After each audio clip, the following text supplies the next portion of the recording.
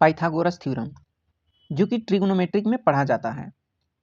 Trigonometric mathematics का एक branch है जो किसी त्रिभुज के साइड्स और एंगल के बीच रिलेशनशिप को दिखाता है।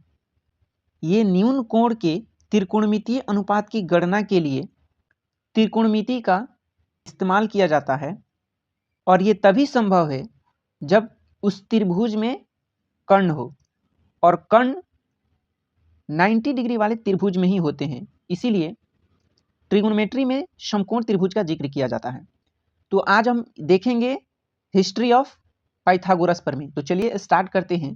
पाइथागोरस प्रमेय यूक्लिडियन ज्यामिति में एक समकोण त्रिभुज की 3 भुजाओं के बीच एक मौलिक संबंध है। यह बताता है कि जिस वर्ग की भुजा कर्ण है उसका क्षेत्रफल अन्य 2 भुजाओं पर स्थित वर्गों के क्षेत्रफल के योग के बराबर होता है। पाइथागोरस प्रमेय का नाम ग्रीक दार्शनिक पाइथागोरस के नाम पर रखा गया है, जिनका जन्म लगभग 570 ईसा पूर्व में हुआ था। इस प्रमेय को कई बार कई अलग अलग तरीकों से सिद्ध किया गया है।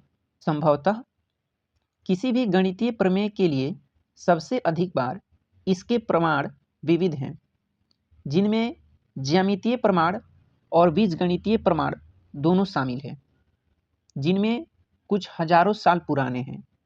अगर हम बात करें पाइथागोरस थ्योरम की, पाइथागोरस थ्योरम होता क्या है?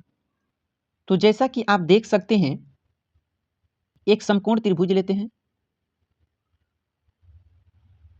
और इस समकोण त्रिभुज में 90 डिग्री के सामने वाली भुजा को कर्ण कहते हैं, और इसके ओपोजिट वाले साइड भुजा को लंब कहते हैं, और आधार। तो पाइथागोरस थ्योरम के अनुसार किसी समकोण त्रिभुज में कर्ण का वर्ग अन्य 2 भुजाओं के वर्गों के योग के बराबर होता है, और इस परिमेय को एक्सप्रेशन के रूप में दिखाया जा सकता है। जैसे कि कर्ण भुजा को A मान लेते हैं, लंब को B और आधार को C।